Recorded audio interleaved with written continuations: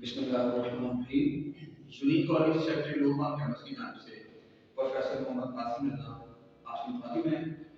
आज इंशाअल्लाह अज़ीज़ हम बात करेंगे अकाउंटिंग का chapter number 11 final account, simple final accounting की बात करेंगे। तो स्टूडेंट्स, लेक्चर स्टार्ट करने से पहले मैं आपको बताता चलूँ कि सिंपल फाइनल अकाउंट और इसके बाद एडजस्टमेंट वाला चैप्टर आता है।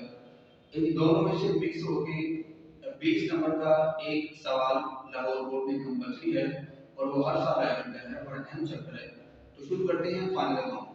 फाइनल अकाउंट क्या है? फाइनल अकाउंट सीखने से पहले एक छोटी सी बात आपसे डिस्कस करना चाहूंगा कि हम इससे पहले बनाते हैं जर्नल। हम जर्नल में एंट्रीज बनाते रहते हैं, हजारों लाखों एंट्रीज बनाते हैं। सामान खरीदा उसकी एंट्री बना दी, सामान बेचा उसकी एंट्री बना दी, इंश्योरेंस पे कर दी, रेंट पे कर दिया, सैलरीज पे कर दी, वेजेस पे कर दी, कोई भी एक्सपेंसेस पे कर दिए। फिर हमने अपने डेप्रिसिएशन को भी रिकॉर्ड कर दिया। हम हजारों लाखों एंट्रीज बनाते हैं और जब एक साल पूरा हो जाता है फिर हमें क्यूरियोसिटी पैदा होती है, तजस्सुस होता है कि यार जो हमने पिछला पूरा साल एक्सपेंसेस किए, खर्चे किए, हम उनका नेट रिजल्ट कैसे निकालेंगे। हमें कैसे पता चलेगा कि हमें इनकम हो रही है, प्रॉफिट हो रहा है या लॉस हो रहा है। तो इस चीज को जानने के लिए हम इस्तेमाल करते हैं फाइनल अकाउंट। फाइनल अकाउंट में क्या बताता है कि आपने पूरा साल जितने भी एक्सपेंसेस किए उन तमाम एक्सपेंसेस को एक साइड में रिकॉर्ड कर दें और पूरा साल आपके जितने भी इनकम्स हैं उन इनकम्स को एक साइड पे रिकॉर्ड कर दें। फिर आप अपने तमाम इनकम्स में से तमाम एक्सपेंसेस को माइनस कर देते हैं और माइनस करने के बाद नेट रिजल्ट आपके सामने आ जाता है। ये बिल्कुल इसी तरह है कि हमारा एक बच्चा है, हमारा स्टूडेंट है, हम उसको पूरा साल पढ़ाते हैं, लेक्चर डिलीवर करते हैं, हम उसको टेस्ट देते हैं, लेकिन एक साल बाद उसकी प्रोग्रेस रिपोर्ट हमारे सामने आ जाती है। तो बेटा यहाँ मेरा आपसे एक क्वेश्चन है कि बिजनेस की प्रोग्रेस रिपोर्ट क्या है? यकीनन आपके माइंड में क्लिक होगा प्रॉफिट, कि बिजनेस के रिजल्ट्स कौन से होते हैं? प्रॉफिट। तो ऐसा बिजनेसमैन जिसके बिजनेस के रिजल्ट्स बहुत अच्छे हैं, मींस कि उसको प्रॉफिट बहुत ज्यादा हो रहा है, तो वो एक अच्छा बिजनेसमैन है। ऐसा बिजनेसमैन जिसको ना तो प्रॉफिट हो रहा है ना लॉस हो रहा है, ब्रेक इवन पॉइंट पर है, वो भी ठीक। लेकिन ऐसा शख्स जो कंटिन्यूअस लॉस में जा रहा है, उसको आप एक अच्छा बिजनेसमैन नहीं कह सकते। बात आ रही है स्टूडेंट, अच्छा बिजनेसमैन होने के लिए बहुत ज्यादा प्रॉफिट कमाना जरूरी नहीं है। ये दलील नहीं है कि आप बहुत अच्छे बिजनेसमैन हैं क्योंकि आपको प्रॉफिट बहुत अच्छे होते हैं। अच्छे बिजनेसमैन होने के लिए ये भी जरूरी है कि जो आपके एसेट्स हैं, मसलन बिल्डिंग, प्लांट, मशीनरी, डेटर्स, आप अपनी एसेट से क्या जो आपके डेटर हैं आप इन टाइम उनसे रिसीव ले रहे हैं? क्या इन टाइम आप उनसे अपने पैसे वापस ले रहे हैं? आपने अपने एसेट्स और लायबिलिटीज को मैनेज करना होता है, इनकी मैनेजमेंट भी जरूरी होती है। तो आइए बच्चों शुरू करते हैं फाइनल अकाउंट। बेटा फाइनल अकाउंट शुरू करने से पहले मेरा आपसे छोटा सा क्वेश्चन है कि आज आप मौजूद हैं आईकॉन में, इस वक्त हम बात कर रहे हैं आईकॉन में। आईकॉन से पीछे क्या था जी? मैट्रिक। मैट्रिक से पीछे क्या था? मिडल। मिडल से पीछे क्या था जी? प्राइमरी। क्या आप कभी भी डायरेक्टली आईकॉन में जा सकते थे? कभी भी नहीं जा सकते थे, क्योंकि स्टेप्स बने होंगे। पहले आप प्राइमरी में आएंगे, फिर मिडिल में मैट्रिक करेंगे, उसके बाद आप आईकॉन में या किसी भी डिसिप्लिन में जाएंगे। तो बेटा बिल्कुल इसी तरह हम लोग कभी भी डायरेक्टली फाइनल अकाउंट बनाना नहीं सीख सकते, बल्कि अगर आप फाइनल अकाउंट सीखना चाहते हैं ना, तो आप ये देखिए कि फाइनल अकाउंट से पीछे क्या आता है। तो बेटा फाइनल अकाउंट से पीछे आता है ट्रायल बैलेंस।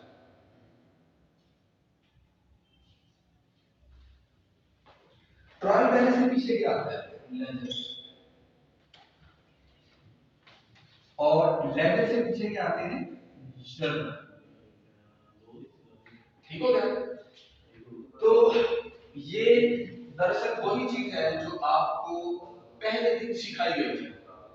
आपने पहले दिन आपको जब अकाउंटिंग की डेफिनेशन करवाई थी तो आपको बताया गया था accounting is an art of recording, कि हम अकाउंटिंग में रिकॉर्डिंग करते हैं। तो जर्नल दरअसल रिकॉर्डिंग ही है। Accounting is an art of recording, classifying, तो लैंग्वेज क्या है, क्लासिफाइंग, क्लासिफाइंग एंड समराइजिंग, और ट्रायंगल्स में क्या बनाते हैं, समरी बनाते हैं, and interpreting the results into financial statement. अब मेरा बेटा आपको याद होगा कि जब आपको पहले दिन लेक्चर डिलीवर किया गया था तो मैंने आपको बताया था कि ये जो अकाउंटिंग की डेफिनेशन है आप ठीक तो नहीं है, लेकिन हमारी बुक के एंड तक इस डेफिनेशन को आप मुकम्मल तौर पर उस वक्त सीखेंगे जब बुक आपकी मुकम्मल हो जाएगी, तो आपका कॉन्सेप्ट बिल्कुल क्लियर हो जाएगा। तो ये हमारी बुक का जो हमें स्मार्ट सिलेबस दिया गया है उसके हवाले से हमारा आखिरी चैप्टर है। तो देखिए जर्नल में रिकॉर्डिंग करते हैं, लेजर्स का मतलब होता है क्लासिफाई करना, अलग अलग करना, ट्रायल बैलेंस की समरी बनाते हैं, और फाइनल अकाउंट में फाइनेंशियल स्टेटमेंट्स बनाए जाते हैं। फाइनल अकाउंट जो है ये भी एक स्टेप है। फाइनल अकाउंट के बाद मजीद हम बनाते हैं फाइनेंशियल स्टेटमेंट, जो कि 5 तरह की होती हैं, ये भी आपको बता दी गई है। कौन कौन सी 5 फाइनेंशियल स्टेटमेंट हैं उनके हम डिस्कस हम कर लेते हैं। पहली फाइनेंशियल स्टेटमेंट है इनकम स्टेटमेंट, या इसको प्रॉफिट एंड लॉस अकाउंट भी आप कह सकते हैं। दूसरी फाइनेंशियल स्टेटमेंट है बैलेंस शीट। तीसरी कैश फ्लो स्टेटमेंट है। चौथी स्टेटमेंट का नाम है statement of changes in honours activity, जो कि इंशाल्लाह मास्टर्स में आगे बढ़ेंगे। और आखिरी फाइनेंशियल स्टेटमेंट है अकाउंटिंग नॉट्स। तो ये 5 फाइनेंशियल स्टेटमेंट हैं जो कि आपको पहले दिन सिखाई गई थी, बताई गई थी। आज इंशाल्लाह वाले दिन हम बात करने जा रहे हैं फाइनल अकाउंट के मुताबिक। तो जैसे कि मैंने आपको बताया फाइनल अकाउंट अगर आप सीखना चाहते हैं तो आपको सबसे पहले किस चीज का पता होना चाहिए, ट्रायल बैलेंस का पता होना चाहिए। तो स्टूडेंट्स देखिए जब भी हम बात करते हैं ट्रायल बैलेंस की, तो ट्रायल बैलेंस में मुख्य तीन आ सकती है।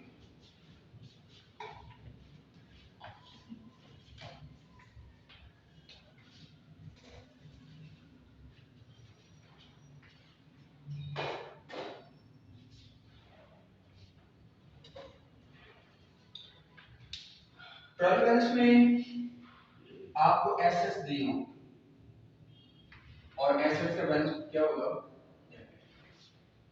ट्रायल बैलेंस में आपको दी होगी तमाम की तमाम लायबिलिटीज, और लायबिलिटीज का बैलेंस क्या होगा, ये क्रेडिट। ट्रायल बैलेंस में आपको इनकम्स दी हों और इनकम्स का बैलेंस क्या होगा, क्रेडिट। यहां पर आपको एक्सपेंसेस भी दी हों, इनका बैलेंस क्या होगा, डेबिट। ठीक है। उसके बाद आपको ड्राइंग्स दी होगी, डेबिट साइड पे आपको नजर आएगी, और एंड पे आपको नजर आएगा कैपिटल। इनकी तरतीब आगे पीछे भी हो सकती है, उसका इशू नहीं।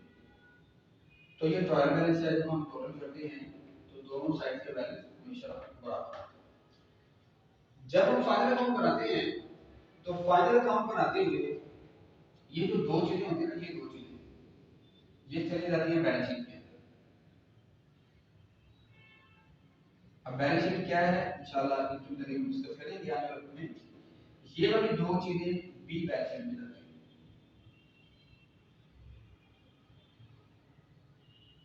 और जो ये वाली दो चीजें हैं इनकम्स एंड एक्सपेंसेस, इनको हम इस्तेमाल करते हैं trading and profit and loss account बनाते हुए हम इनको इस्तेमाल करते हैं। तो देखिएगा स्टूडेंट्स, मुख्तसर बात देखें, अगर मैं आपसे डिस्कस करूं तो अंडरस्टैंड करें फाइनल अकाउंट।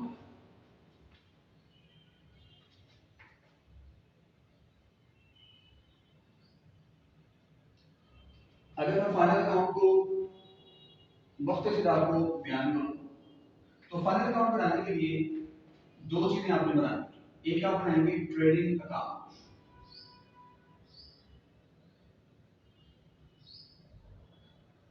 और दूसरा आप बनाएंगे प्रॉफिट एंड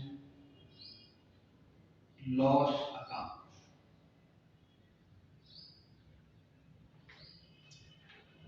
ये जो ट्रेडिंग अकाउंट है, ट्रेडिंग अकाउंट में दो चीजें आपने इस्तेमाल करनी है। कौन कौन सी? नंबर वन, डायरेक्ट एक्सपेंस, और नंबर टू, डायरेक्ट इनकम।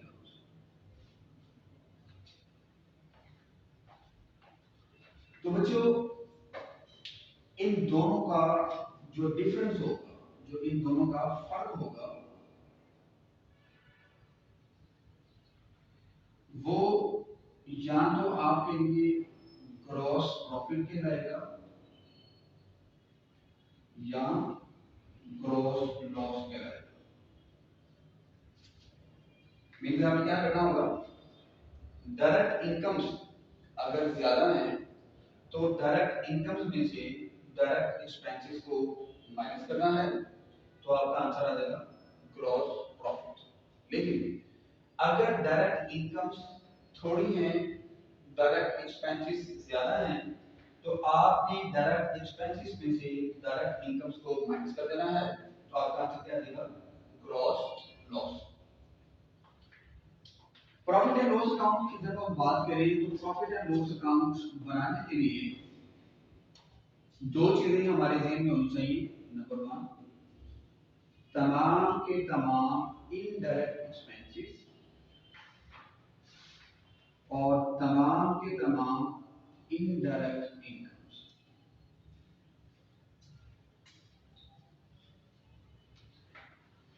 अब इन दोनों का जब आप लेंगे फर्क, जब आप इन दोनों का फर्क लेंगे तो जो रिजल्ट होंगे या तो नेट प्रॉफिट की सूरत में आएंगे या नेट लॉस की सूरत में आपका रिजल्ट आ जाएगा। अगर इनडायरेक्ट इनकम्स बड़ी हैं, ज्यादा हैं, तो इनडायरेक्ट इनकम्स में से माइनस करेंगे इनडायरेक्ट एक्सपेंसेस को, तो हमारा आंसर क्या आ जाएगा, नेट प्रॉफिट। लेकिन अगर इनडायरेक्ट एक्सपेंसेस की अमाउंट बड़ी है, तो इनडायरेक्ट एक्सपेंसेस में से इनडायरेक्ट इनकम्स को माइनस करेंगे, और माइनस करने के बाद हमारा जो आंसर होगा वो नेट लॉस का। तो यहाँ पे मैं छोटा सा स्केच आपको बना के देता हूँ, उससे मजीद आपको ये पिक्चर इंशाल्लाह क्लियर हो जाएगी। थोड़ा सा लिखिएगा अपने साथ में।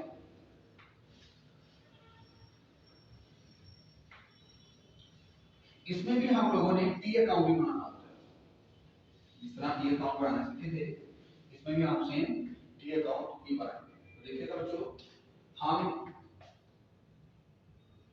सबसे पहले लिखेंगे नेम, जिस बिजनेस के मुताबिक हम बात कर रहे हैं उस बिजनेस का नाम इधर आ जाएगा। मैन्युफैक्चरिंग बिजनेस है, ट्रेडिंग बिजनेस है, या कोई शख्स है, उसके बिजनेस की मालूमात हमें फराहम की गई है, हमने उसका प्रॉफिट या लॉस बताना है, तो हम यहाँ पर उस अदारे का नाम लिखते हैं। ठीक है। उसके बाद हम लिखेंगे trading and profit and loss account, और उसके बाद लिखेंगे फॉर द ईयर एंडेड 31 दिसंबर 2015-16, जो भी साल आपको दिया होगा आपको यहाँ पर शो करवा देगा। उसके बाद बच्चों, आप लोगों ने टी अकाउंट बनाना, जो कि हमने सीखा हुआ बनाना।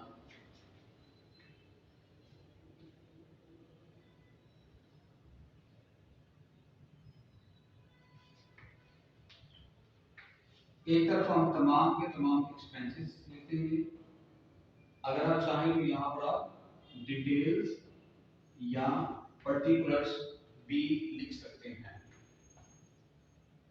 रुपीज, इनकम्स और रुपीज, यहाँ के अगर आप चाहें तो पर्टिकुलर्स भी लिख सकते हैं या डिटेल लिख सकते हैं। तो बच्चों, हम इसे टू पार्ट्स में डिवाइड कर देंगे। कितने पार्ट्स में डिवाइड कर देते हैं, 2 पार्ट्स।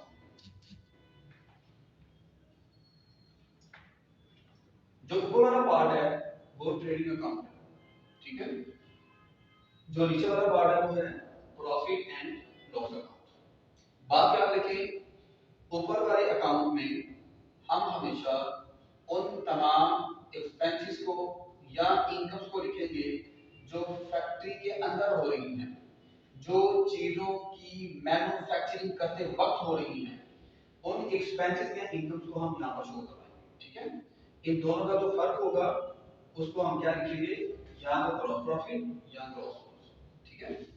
और जो नीचे वाला पार्ट है जिसको मैं नाम दे रहा हूँ प्रॉफिट एंड लॉस अकाउंट का, वो सिर्फ और सिर्फ हमारे ऑफिस के खर्चे, ऑफिस की इनकम और हमारे शोरूम के खर्चे और उनकी इनकम होंगी, उनको हम यहाँ पर नीचे शो करवाएंगे। तो इसके बाद हम पहले पार्ट में लिखेंगे तमाम के तमाम अपने डायरेक्ट एक्सपेंसेस, इनकी एक लिस्ट है हम यहाँ पर लिखेंगे, और यहाँ पर लिखेंगे तमाम की तमाम डायरेक्ट इनकम, ठीक है। जैसे कि मैंने आपको बताया डायरेक्ट एक्सपेंसेस और डायरेक्ट इनकम ये कौन सी हैं, जो फैक्ट्री के अंदर होगी, चीजों को पैदा करने के लिए, चीजों को मैन्युफैक्चर करने के लिए जो हमारी इनकम्स हैं या एक्सपेंसेस हैं जो फैक्ट्री के अंदर हो गई हैं, उनको मैं यहाँ पर शो करूंगा। इन तमाम को ऐड करना, आपने ऐड करने के बाद एक आंसर आएगा, उसको दोनों अतराफ लिख दें, मतलब ये जवाब इधर भी लिख दिया, इधर भी लिख दिया। इसमें से इन तमाम को वन बाय वन जब आप माइनस करेंगे तो माइनस करने के बाद यहाँ पर आपके पास एक आंसर आएगा, उसका नाम होगा ग्रॉस प्रॉफिट, ठीक हो गया। अब ये जो ग्रॉस प्रॉफिट आपको आया ना, इस ग्रॉस प्रॉफिट को आपने ट्रांसफर कर देना है प्रॉफिट एंड लॉस में,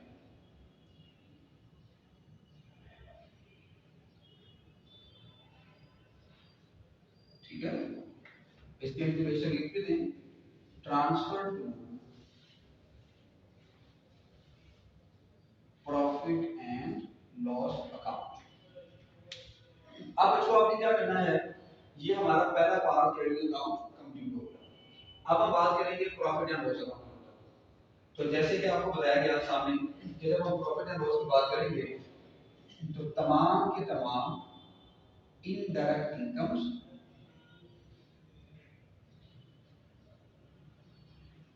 लिखेंगे, इधर इनकी लिस्ट होगी और इधर लिखेंगे इनडायरेक्ट एक्सपेंसेस,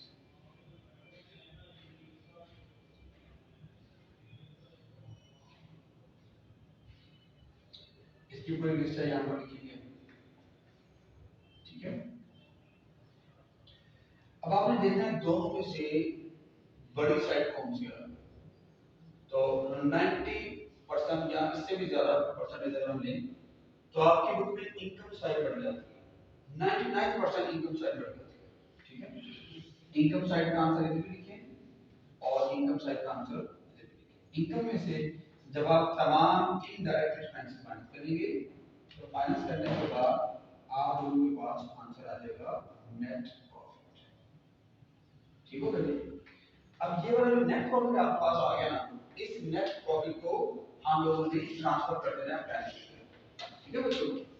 तो ये अभी फिलहाल आपको मैंने इसकी प्रोसेसिंग नाउ हाउ बताई है, इतना इस्तेमाल मुकम्मल है। अभी मैं आपको बताऊंगा डायरेक्ट एक्सपेंस की डिटेल, फिर इंशाल्लाह हम अपनी बात आगे बढ़ाएंगे। तो देखिए अब हम बात करेंगे ट्रेडिंग अकाउंट, इसके अंदर एक थोड़ी सी मालूमात फराहम करने के लिए है। अब ट्रेडिंग अकाउंट में कौन कौन से एक्सपेंसेस और इनकम आते हैं इनके हम जल्दी अभी बात करते हैं। आप लिखेंगे name trading account for the year ending 31 दिसंबर, मैंने 16 लिखा हुआ है, आप अपने बुक के अकॉर्डिंगली चलेंगे। देखिए बच्चों हम लोगों ने कैश अकाउंट बनाना सीखा, हम लोगों ने लेजर अकाउंट बनाना सीखे। तो जब भी हम लेजर्स बनाते हैं ना तो शुरू में ऑब्लिक बैलेंस लिखते हैं। जब भी हम बैंक रिकॉन्सिलिएशन बनाते हैं तो शुरू में हमें बैलेंस दिया होता है ना, balance as per cash book या बैलेंस एज पर पासबुक, शुरू में हमें बैलेंस दिया होता था। जब हम कैश बुक बनाते थे single column cash book, double column cash book, three column cash book, तो शुरू में हमें बैलेंस दिया होता था। तो बात याद रखें, ट्रेडिंग अकाउंट जब बनाते हैं ना, तो ये जो ओपनिंग स्टॉक है दरअसल ये भी ओपनिंग बैलेंस का काम करता है। है ये ओपनिंग बैलेंस है, इसको नाम क्या दिया जाएगा, इसको ओपनिंग स्टॉक का नाम दिया जाएगा। ये ओपनिंग स्टॉक क्या है, पिछले साल जो गुड्स सेल नहीं हो पाई थी, बच गई थी, वो अगले साल का ओपनिंग स्टॉक बनता है। मसलन 2015 के एंड पर जो चीजें नहीं बिकी थी, हमारे गोदाम में बच गई थी, 31 दिसंबर के दिन हमारे गोदाम में जो चीजें मौजूद थी, वो 2016 का ओपनिंग स्टॉक कहलाएगा। तो बात याद रखिए बच्चों, स्टॉक दो तरह का होता है। स्टॉक की टू टाइप्स होती हैं। एक होता है वो स्टॉक जो साल के शुरू में है हमारे गोदाम में। स्टॉक क्या होता है, जखीरा, अनसोल्ड गुड्स, वो सामान जो सेल नहीं हो सका, वो अनसोल्ड है। तो स्टॉक दो तरह का है, एक ओपनिंग स्टॉक जो साल के शुरू में हमें दिया होगा, साल के शुरू में। एक होता है एंडिंग स्टॉक, या इसको आप क्लोजिंग स्टॉक भी बोल सकते हैं। ये हमारे पास साल के आखिर में होता है, ठीक हो गया। ये जो एंडिंग स्टॉक है ना, ये 31 दिसंबर के दिन हमारे पास है। मतलब 31 दिसंबर 2015 के दिन ये एंडिंग स्टॉक था। अब अगला साल आ गया 2016, जो ये जो एंडिंग स्टॉक था, अब ये क्या बन जाएगा, ओपनिंग स्टॉक बन जाएगा। ठीक है, पिछले साल का जो एंडिंग स्टॉक था वो इस साल का ओपनिंग स्टॉक होगा, और इस साल का जो एंडिंग स्टॉक होगा वो अगले साल का क्या बन जाएगा, ओपनिंग स्टॉक बन जाएगा। तो ओपनिंग स्टॉक क्या है, सिंपल ऐसी चीजें जो अनसोल्ड है और हमारे गोदाम में पड़ी थी पिछले साल, तो अब अगला साल आ गया, तो अगले साल के लिए एक तरह का ओपनिंग बैलेंस है जो कि परचेज में ऐड होगा। ये ओपनिंग स्टॉक होगा, इसका जवाब आपने यहां पर लिख देना है, ये बुक में आपको दिया होगा। ठीक है, परचेज आप जो सामान खरीदते हैं वो परचेज कराती हैं, और इनमें से जो सामान खराब निकल आता है, आप किसी डिफेक्ट की वजह से जब उसकी वापसी कर देते हैं, तो वो है परचेज रिटर्न।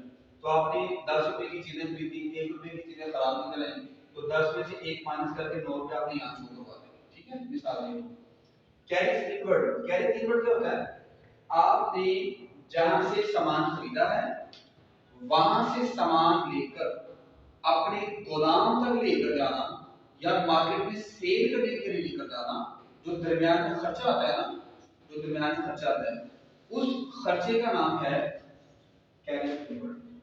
बल्कि मैं अपनी बात को जरा चेंज करता हूँ, हमने जहां से सामान खरीदा है, सेल के लिए मार्केट में लेकर जाना, जहां से हमने सामान खरीदा है वहां से लेकर हम उसको अपने शोरूम तक या गोदाम तक लेकर आते हैं, जो दरमियान में किराया लगता है, वो कैरी फॉरवर्ड कहलाता है। ये अगर आपको दिया होगा डायरेक्ट इसका आंसर आप ऑटो तौर पर शो करवाएंगे। वेजेस जो आप मजदूरों को पे की हैं, अब वेजेस भी आपको दो तरह से दी जा सकती हैं, या तो हो सकता है वेजेस एंड सैलरीज, या हो सकता है सैलरीज एंड वेजेस। अगर आपको वेजेस एंड सैलरीज दी होंगी तो ये आपको ट्रेडिंग अकाउंट में लिखना है। अगर सैलरीज एंड वेजेस दी होंगी तो ये ट्रेडिंग अकाउंट में नहीं लिखना, बल्कि आप कहां लिखेंगे, profit and loss account. Custom duty, custom duty impose की जाती है हुकूमत की तरफ से। आपने जो चीजें दूसरे मुल्क से खरीदी हैं, जब उन चीजों को अपने मुल्क में लेकर आते हैं, तो हुकूमत की तरफ से जो टैक्स लगता है, जो खर्चा इंपोज किया जाता है, वो कस्टम ड्यूटी बन जाती है। अब कस्टम ड्यूटी दो तरह से हो सकती है, custom duty paid on goods purchase and paid on goods sold. तो जो ड्यूटी चीजों के खरीदने पर हम पे करनी है, वो कस्टम ड्यूटी हमारा डायरेक्ट एक्सपेंस है। जो चीजों के बेचने पर पे करेंगे वो इनडायरेक्ट एक्सपेंस होंगे, वो यहां पर नहीं है। उसके बाद क्लियरिंग चार्जेस, समुद्री रास्ते से बाहर के मुल्कों से जो आप चीजें खरीदते हैं, तो जब बंदरगाह पर पोर्ट पर उनको क्लियर करना होता है, उनकी पेमेंट करते हैं, तो वो क्लियरिंग चार्ज बन जाते हैं। उसके बाद फ्रेट इनवर्ड, फ्रेट इनवर्ड के अंदर मैंने यहाँ पर लिखा हुआ है, मैंने आपको बताया हुआ है कि charges paid on bringing purchase goods from abroad. बाहर के मुल्कों से जब आप चीजें खरीदते हैं, तो उन चीजों की खरीदारी पर जब आप पैसे देते हैं, मसलन जो चीजें आपने स्टीमर के जरिए परचेज की हैं, रेल के जरिए या हवाई जहाज के जरिए जो चीजें खरीदी हैं और उनकी पेमेंट की है, आपने जो एक्सपेंसेस पे किए हैं, वो बन जाएंगे फ्रेट इनवर्ड। इसमें तीन चीजें हैं, स्टीमर, रेल एंड एयर। उसके बाद है जी ट्रांसपोर्टेशन इनवर्ड, ये भी सेम वही चीज है। Excise duty on goods manufactured, आपने अपने मुल्क में चीजें मैन्युफैक्चर की हैं, चीजें बनाई हैं, और उन चीजों की मैन्युफैक्चरिंग पर जो आप टैक्स अदा करते हैं, तो हम उनको टैक्स अदा करते हैं, वो डायरेक्ट एक्सपेंस आपका, उसका नाम है excise duty on goods manufactured. Royalty means rent, ये कोई भी रेंट है जो आप पे करते हैं। बस मैं एक मिसाल देता हूं, एक शख्स ने बुक पब्लिश की है, आप उसकी बुक को पब्लिश करने की इजाजत उसे देते हैं कि जी आपकी बुक है, मैं इस किताब को प्रिंट कर करके सेल करूंगा, तो आप उस बुक की सेल पर उस शख्स को रॉयल्टी पे करेंगे, ठीक है। या आपने किसी शख्स से उसका नाम खरीद लिया है, उसका नाम खरीदने पर जब आप उसको पेमेंट करते हैं, फ्रेंचाइज लेके उसको पेमेंट करती हैं, वो रॉयल्टी कहलाती है। Royalty means rent. Dock charges मैंने यहाँ लिखा हुआ इनकम करेंगे कि these are duties imposed on ship and their cargoes when they unload on port, कि बहरी जहाज है उसमें जो सामान पड़ा हुआ है, जब आप सारा सामान बहरी जहाज से अनलोड करते हैं तो आपको उसकी फीस पे करनी पड़ती है, इसके चार्जेस पे करनी पड़ती हैं। उन चार्जेस का नाम क्या है? Dock charges. उसके बाद कोल कॉक गैस चार्जिंग, ये भी मोटिव पावर, ये दरअसल प्लांट को चलाने के लिए इस्तेमाल होती हैं, प्रोडक्शन के काम आते हैं ना, कि आपने जो प्लांट रन करने हैं, प्लांट चलाना है, उसके लिए तमाम चीजों की आपको जरूरत है, ये एक्सपेंसेस आपके पास होंगे, तो ये भी डायरेक्ट एक्सपेंस है। मोटिव पावर ये भी प्लांट को चलाने के लिए आता है। ऑयल एंड वाटर, तो ये जो मैंने आपको लिखे दिए हैं, ये सारे के सारे आपके डायरेक्ट एक्सपेंस हैं। इसके अलावा फैक्ट्री एक्सपेंसेस हो सकते हैं। अब इस साइड पे आए तो ये सेल, सेल हमारी डायरेक्ट इनकम है, रेवेन्यू है। सेल का हम यहाँ लिखेंगे, आपने किसी का सामान बेचा, उसमें से कुछ चीजें खराब निकल तो आपका जो कस्टमर है वो अपने पास नहीं रखेगा, वो खराब चीजें आपको वापस करेगा, तो वो आपकी माइनस है। मसलन आपने किसी को 10 रुपए का सामान बेचा, 1 रुपए का सामान खराब निकल है, तो 10 रुपए से 1 माइनस करने के बाद 9 रुपए से आप यहाँ पर शुरू होगा। और ये क्लोजिंग स्टॉक है, जैसे मैंने आपको बताया, ये ओपनिंग बैलेंस है, ये एंडिंग बैलेंस है। मसलन पिछले साल जो स्टॉक बच गया था वो एंडिंग स्टॉक था, पिछले साल जो स्टॉक बचा था वो इस साल में क्या बनेगा? ओपनिंग स्टॉक बनेगा। अब इस साल के आखिर जो स्टॉक बचेगा वो क्या होगा? ये क्लोजिंग स्टॉक, ठीक है। तो अब आपने इन तमाम को जमा करना है, जमा करने के बाद आपके पास एक आंसर आ जाएगा। इस आंसर में से तमाम एक्सपेंसेस को एक एक करके माइनस कर देंगे, और माइनस करने के बाद आपके पास आ जाएगा ग्रॉस प्रॉफिट, ठीक है बच्चों। आज का लेक्चर तो हमारा यही तक है, इंशाल्लाह। तो यहीं से मजीद हमारे आगे लेक्चर आपको मिलना शुरू हो जाएंगे। इस वीडियो को एक बार देखें, ना समझ आए तो बार बार देखें। अल्लाह ताला से दुआ है कि अल्लाह ताला हमें आप सबको अपनी ईमान में रखे, दुआ में याद रखिएगा। अस्सलाम वालेकुम।